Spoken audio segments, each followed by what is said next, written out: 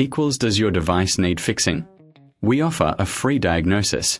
We pick up and deliver right to your door, no calls or travel needed.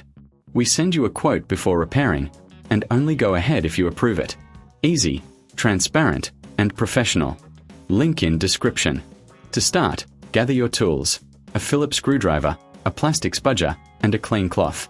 First, power off your ASUS K513E and unplug it. Remove the back panel by unscrewing the screws. Keep them safe for reassembly.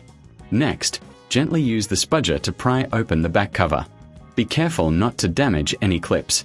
Once open, locate the battery. Check for any dust or debris and clean the area with a cloth. Now, disconnect the battery connector from the motherboard. Unscrew the battery screws and lift the battery out.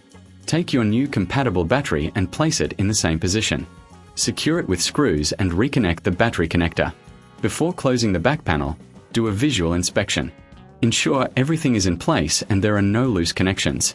Finally, replace the back cover and screw it back on. Power on your laptop to check if it works. For a professional diagnosis without obligation, remember we offer pickup and delivery at your home. No calls, no travel, and you'll receive a quote before repair.